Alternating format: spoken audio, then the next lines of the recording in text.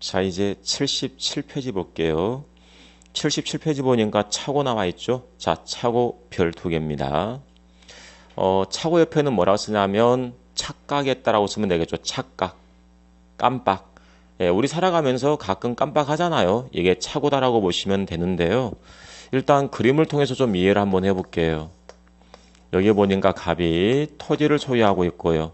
이 토지를 X토지, 여기를 Y토지 한번 해볼게요. 그리고 집원이 있어요. 여기를 100번지, 여기를 101번지 해보겠습니다. 자, 그리고 이 갑이 돈이 필요했어요. 그래서 이 땅을 팔아야 됩니다. 그래서 일과 만나서 토지 매매를 하는데요. 이 갑의 의사표시 형성 과정을 한번 볼게요. 의사가 있고요. 그 다음에 표시가 있는데요. 이 갑이 X토지를 팔려고 마음을 먹었습니다. X토지를 팔아야 되겠다. X토지 매도사를 가졌어요. 그러면 X토지면 지번이 100번지니까 100번지 땅을 내가 너에게 얼마에 팔겠다라고 청약을 해야 되겠죠? 근데 이 갑이 깜빡했습니다. 지번을 헷갈려 버린 거죠. 그래서 인접해 있는 Y토지 지번 101번지하고 헷갈려 가지고 갑이 우리에게 뭐라고 했냐면 101번지 땅을 내가 너에게 팔겠다라고 했어요. 잘못 말했죠. 그러면 우리는 이 사람의 의사를 알 수가 없습니다. 이건 눈에 안 보이는 거죠. 단지 표시가 보이는 거예요. 표시를 통해서 이 사람 의사를 우리는 짐작하는 거죠. 그러면 여기서 이 갑이 우리에게 101번지 토지를 팔겠다라고 했어요. 101번지면 Y토지잖아요. Y토지를 팔겠다라고 잘못 표시가 된 꼴이죠. Y토지 매도 의사가 있다 라고 잘못 표시가 됐고요. 그러면 이 갑이 우리에게 Y토지를 팔겠다라고 청약을 한 거예요.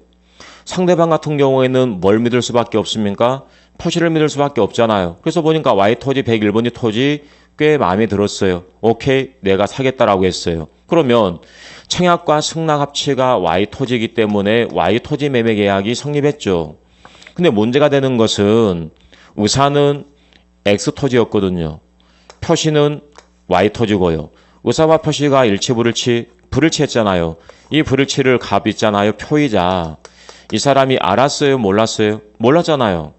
착오라고 하는 것은 깜빡했다, 몰랐다 그 말이거든요. 결론적으로 착오라고 하는 것은 의사와 표시의 불일치를 표의자가 모르고 하는 건데 모르고 계약을 체결했다 그 말은 원하지 않은 계약이 체결됐다라는 걸 의미합니다. 이 사람이 원했던 토지는 X토지를 팔려고 마음먹었거든요. 근데 실제로 계약이 체결된 건 Y토지잖아요. 원하지 않은 계약이 체결됐다는 거죠. 그러면 이처럼 원하지 않은 계약이 체결됨으로써 차고자에게 손해가 생기니까 이 계약 관계를 일정한 요건 하에서 취소할 수 있도록 도와주겠다 그 말이죠. 우리는 사람이잖아요. 그러다 보니까 가끔 깜빡한다 그 말이죠. 그래서 차고자 너를 보호해주겠다 그 말이죠. 근데 착오라고 하는 것은 혼자 잘못한 거예요. 상대방에게 잘못이 없잖아요. 그럼에도 불구하고 착오자가 이 계약을 만약 언제나 취소할 수 있다라고 한다면 착오자는 보호되지만 상대방이 보호 안 될 거 아니에요. 따라서 법에서 일정한 요건을 정해놨어요. 그래서 요건이 충족이 됐을 때만 취소할 수가 있다.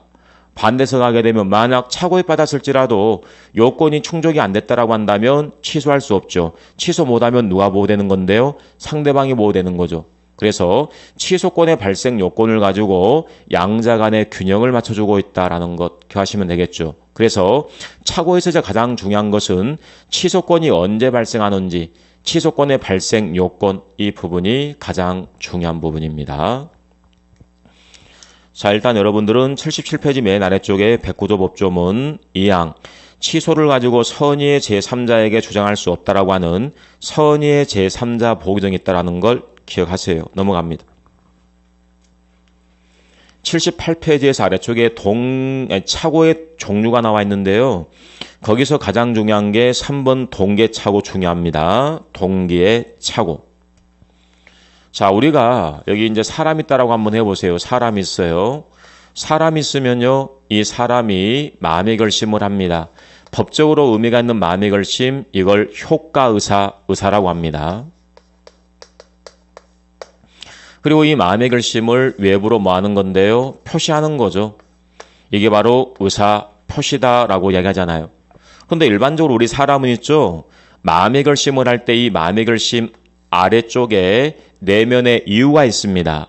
이걸 우리는 동기다라고 하잖아요. 동기.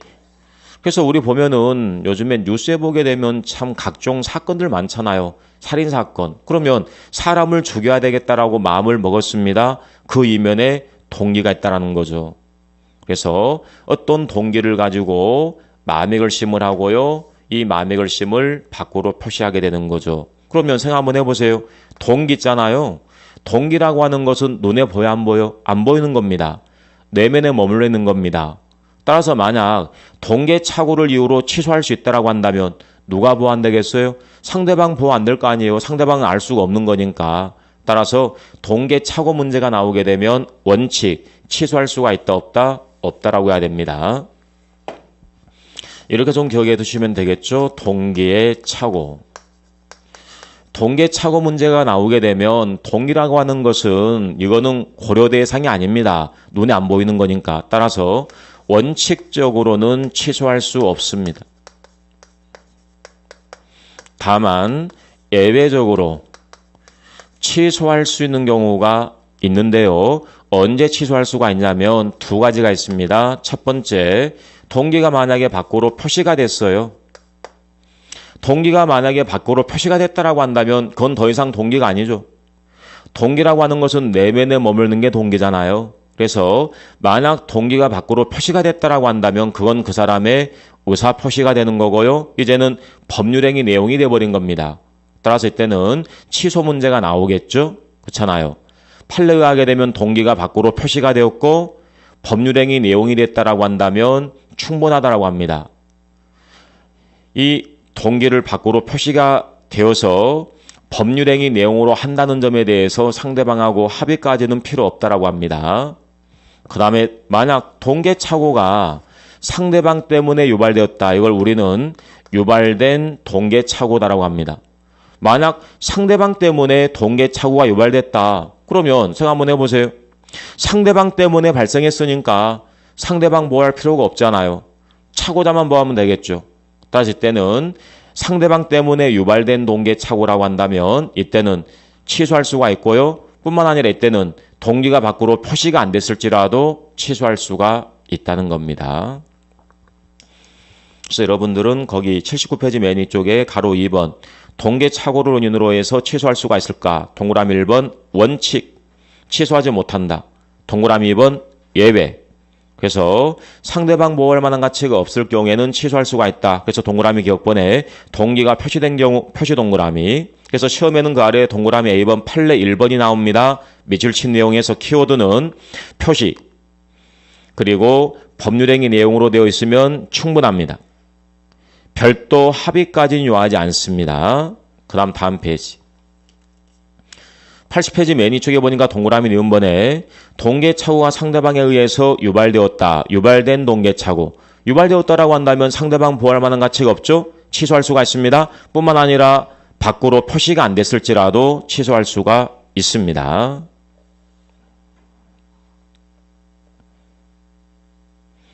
자, 그리고 그 아래쪽에 5번에 서명 날인의 착오 나와 있잖아요. 말 그대로 이거는 착오의 문제입니다. 착오의 문제. 그래서 그 아래 판례 한번 읽어보시고요. 그 다음 81페이지 맨 위쪽에 3번 취소권의 발생 요건 나와 있죠. 1번 체크합니다. 법률행위 내용에 착오가 있어야 돼요. 그 다음 2번 중요 부분에 착오가 있어야 된다. 중요 부분에 착오 가로. 그렇다면 어떤 게 중요 부분 착오냐? 판단 기준이 있어야 되겠죠. 그래서 가로 3번에 보니까 동그라미 1번 주관적, 객관적 표준 가로칩니다. 주관적 요건, 객관적 요건 다 따지는 겁니다. 주관적이다 그 말은 표의자 입장이죠. 객관적이다 그 말은 표의자가 아니라 일반인 입장에서 바라보는 겁니다. 그래서 동그라미 2번에 보니까 주관적으로 현재해야 되고요. 객관적으로도 현재해야 되는 겁니다. 그 착오가. 그리고 동그라미 3번에서 가장 중요한 건 뭐냐면 이겁니다.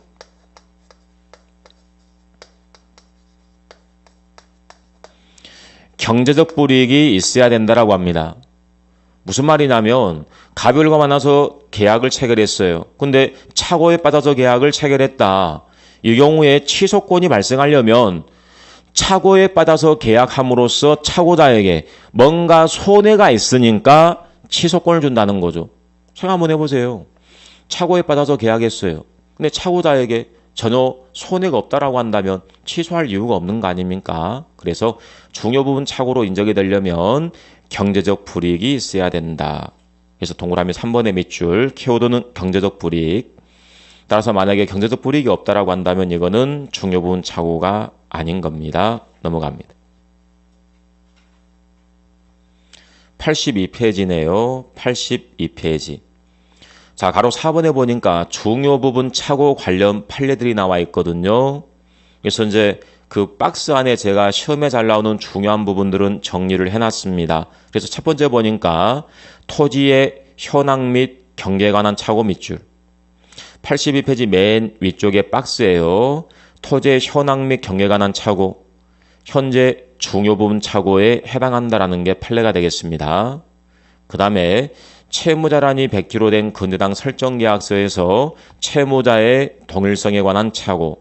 채무자가 갑인 줄 알고 건대당 설정해 주었는데 채무자가 갑이 아니라 을이었다. 동일성에 관한 착오, 중요 부분 착오로 인정해 줍니다. 그 다음에 재건축 설계 용역계약에서 재건축 조합 측의 건축사 자격 유무에 관한 착오. 자, 그 부분 좀 설명해 드릴게요.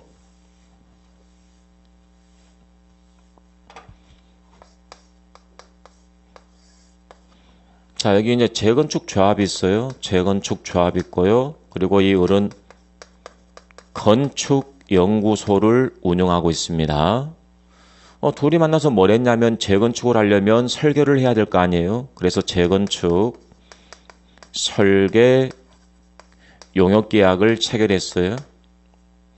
그런데 이제 나중에 어떤 게 문제가 됐냐면 당연히 을에게 건축사 자격증이 있다라고 믿었는데 건축사 자격증이 없었다 이거죠. 그래서 이 조합 측에서 뭘 주장했냐면 만약 우리가 당신과 계약을 체결할 때 당신에게 건축사 자격증이 없었다는 사실을 알았더라면 우리 계약 안 했을 것이다. 우리는 착오에 빠져서 계약한 거니까 이 계약을 취소해야 되겠다. 착오 취소를 주장했습니다.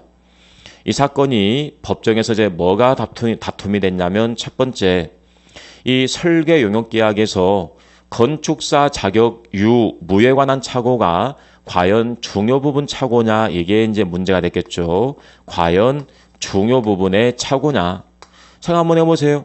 여러분들이 일을 맡길 때 그 사람에게 그 분야에 전문 자격증이 없다라고 한다면 일 맡겨 안 맡겨요? 안 맡기잖아요. 그렇죠? 그래서 우리가 계약을 체결할 때 자격증이 있느냐 없느냐 이건 중요한 거니까 중요 부분 착오로 인정해 줬습니다. 그 다음 두 번째, 중요 부분 착오가 인정이 됐는데 의뢰 측 변호사가 뭘 주장했냐면 당신들에게 중대한 과실이 있다. 당신들이 우리랑 계약을 할 때 미리 건축사협회에 전화를 해봤더라면 자격증이 없다는 사실을 알 수 있었는데 너희들이 알아보지 않은 것 이건 중대한 과실이다 라고 했거든요. 근데 법원에서 이렇게 이야기했습니다. 재건축조합 측에서 설계용 계약을 체결할 때 미리 건축사협회에 전화를 해가지고 자격증이 있는지 자격증이 없는지 알아봐야 될 법적 의무는 없다라고 합니다. 그래서 알아보지 않았다라고 해서 이건 중대한 과실이 아니다. 한마디로 자격증이 없는 사람이 계약했으니까 너희를 보호하지 않겠다 그 말이죠. 그래서 재건축 조합을 보호해줘야 되겠죠. 중요 부분 착오에 해당하고 중대한 과실이 없으니까 취소할 수가 있다. 이게 판례였습니다. 그 다음 시가에 관한 착오. 시가라고 하는 것은 계속 바뀌는 거죠. 따라서 시가에 관한 착오는 중요 부분 착오가 아니라 단순 동계 착오에 불과하다라는 게 판례가 되겠습니다. 그래서 여러분들은 거기 82페이지 아래쪽에 동그라미 디귿번에 건축사 자격 유무에 관한 착오 정리되어 있고요. 그 다음 83페이지에서 동그라미 니은번에 토지의 현황 경계에 관한 착오 정리되어 있고요. 동그라미 디귿 지적 부족, 동그라미 누르번에 시가에 관한 착오 한번 보시면 되겠네요. 자, 그리고 그 아래쪽에 3번에 보니까 표의자에게 중대한 과실이 없어야 되는 겁니다. 그러니까 첫 번째 요건으로서 중요 부분 착오에 해당해야 되고요. 뿐만 아니라 착오자에게 중대한 과실이 없어야 되겠죠. 따라서 만약 중대한 과실이 있다라고 한다면 취소할 수가 없는데 중대한 과실 관련 판례 그 박스 안에 정리가 되어 있습니다. 첫 번째, 공장 부지를 매입하면서 공장을 건축할 수 있는 여부를 관할관청이 알아보지 않은 것. 여러분들 땅을 매입하면서 공장 건축허가가 날지 안 날지 건 미리 알아봐야 되는 겁니다. 따라서 알아보지 않은 것 중대한 과실에 해당한다. 이게 판례였습니다. 그 다음에 실제 이제 내용 가지고 볼게요. 84페이지 볼까요? 일단 84페이지 맨 위쪽에 가로 1번 중대한 과실의 의미 그대로 기억해야 됩니다. 중대한 과실은 말 그대로 주의 의무를 현저하게 게을리하는 것을 중대한 과실이다라고 하는데 중대한 과실 의미 자체가 그대로 시험에 나오기도 합니다. 아래쪽에 동그라미 2번에 중대한 과실이 있으면 취소할 수 없다라고 했죠. 근데 주의해야 될 것은 만약 중대한 과실이 아니라 경과실만 있다. 이때는 취소할 수 있다. 이렇게 가는 겁니다. 그리고 아래쪽에 보니까 가로 2번에서 중대한 과실을 인정한 판례에서 동그라미 1번 공장 동그라미 공장부지 사건이라고 써두세요. 아까 제가 말씀드렸던 공장부지 사건. 그 다음 아래쪽에 보니까 가로 3번에 중대한 과실을 부정한 판례에서 동그라미 2번에 고려청자 동그라미 고려청자 사건입니다. 이거 어떤 사건이냐면 갑하고 우리 만나서 매매를 했어요.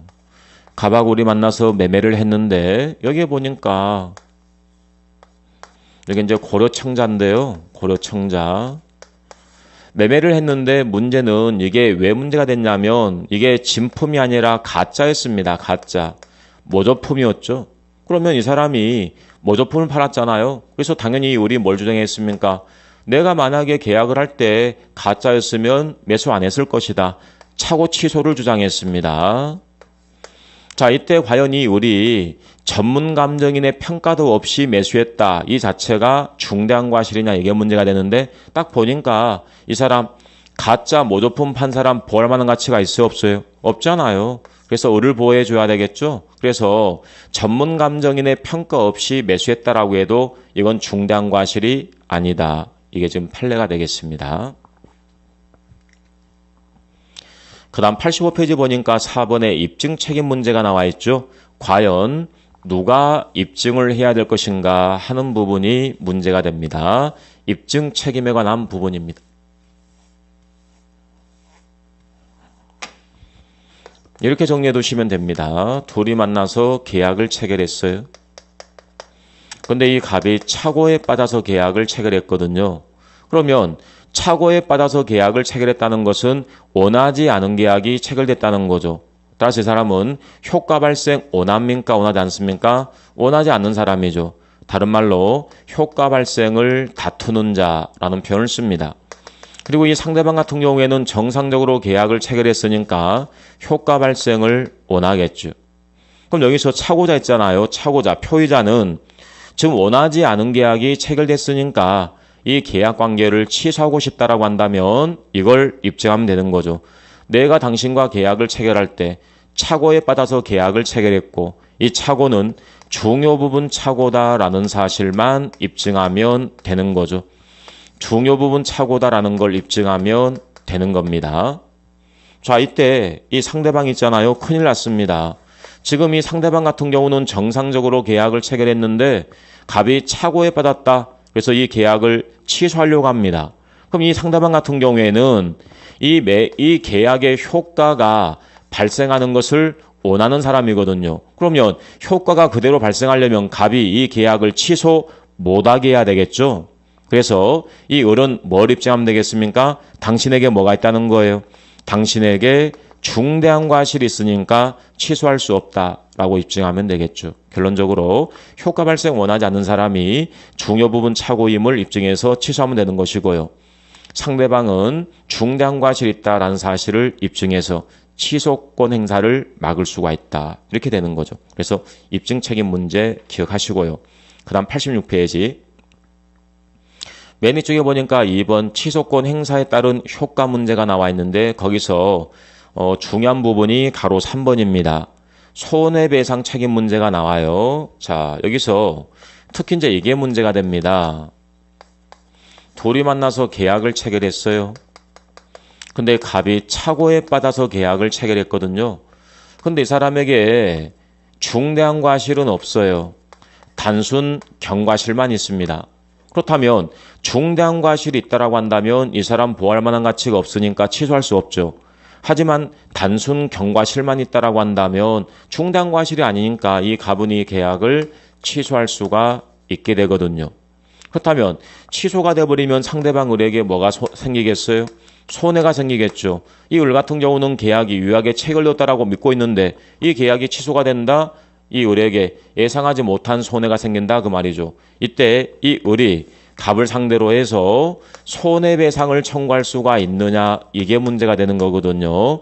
불법 행위를 원인으로 해서 손해배상을 청구할 수가 있느냐 이게 쟁점입니다. 생각 한번 해보세요 여러분들. 착오라고 하는 것은 착오자 혼자 잘못한 거예요.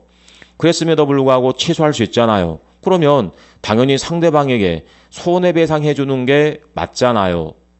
논리적으로. 그래서 독일 같은 경우에는 착오를 이유로 취소한 사람은 상대방에게 손해배상 해줘야 된다라고 아예 법에 명문으로 규정이 되어 있습니다.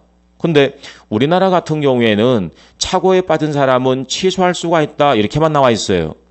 손해배상 문제에 대해서 전혀 언급이 없습니다.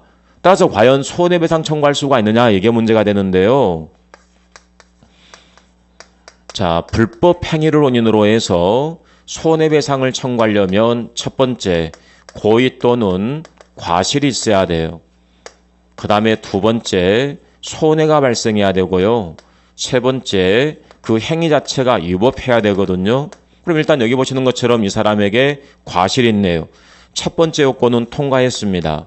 그리고 상대방에게 손해가 발생했습니다. 두 번째 요건 통과했습니다. 만약 위법성만 인정이 된다라고 한다면 불법행위가 맞거든요. 근데 주의해야 될 게 있어요. 우리 민법 109조에서 착오에 빠진 사람은 뭐 할 수가 있다? 취소할 수 있다. 허용되고 있습니다. 이거는 위법한 행위가 아니라 적법한 행위다 그 말이죠. 따라서 착오를 이유로 취소한 행위는 불법행위가 아니기 때문에 불법행위 책임 물을 수 없다. 이게 판례가 되는 거죠. 그래서 거기 가로 3번 기억하시고요. 그 다음에 6번 적용 범위는 앙기할 사항입니다. 가족법상의 법률행위, 공법상의 법률행위에 대해서 적용되지 않습니다. 그 다음 87페이지에서 7번 다른 제도와의 관계에서 1번 착오하고 사기, 109조 착오 요건하고 110조 사기 요건이 둘 다 충족이 됐다라고 한다면 하나를 선택하면 되는 거죠. 1번 키워드는 선택. 그 다음 2번 지문에 착오와 담보 책임. 착오에 빠져서 계약을 체결했어요. 근데 그 매매계약의 목적물에 하자가 있다. 이때 착오와 담보 책임 문제가 동시에 성립할 수가 있느냐 이게 문제가 되는데 현재 담보 책임에 관한 규정이 특별 규정이기 때문에 이때는 담보 책임만 물어갈 수가 있다라고 합니다. 그래서 담보 책임만 물을 수 있다. 가로. 그 다음 여기서 이제 시험에 가장 많이 나왔던 내용은 3번입니다. 자, 3번 부분은 정말 시험에 많이 나왔습니다. 착오 부분에서 그동안 시험에 가장 많이 나왔던 부분이 3번인데요. 별거 없습니다. 이런 내용이에요. 자, 둘이 만나서 매매를 했어요. 그런데 이 을이 착오에 빠져서 계약을 체결했거든요. 그래서 이 을은 이 계약을 취소할 수 있는 취소권을 가지고 있어요. 취소권을 가지고 있는데 이 을이 이 계약을 아직 취소하지 않고 있어요. 취소하지 않고 있으니까 이 계약은 여전히 살아있죠. 따라서 이 을은 대금을 지급할 의무가 있어요. 그럼에도 불구하고 중도금 지급일자에 중도금을 지급 안 했죠. 채무 불행입니다. 그래서 이 갑이 이 계약을 채무 불행을 이유로 해제를 했거든요. 그러면 채무 불행을 이유로 계약을 해제를 했을 경우에 과연 이 을이 이 계약을 착오를 이유로 취소할 수 있을 것인가 이게 문제가 되는데 이 을은 애초부터 취소권이 있었다 그 말이죠.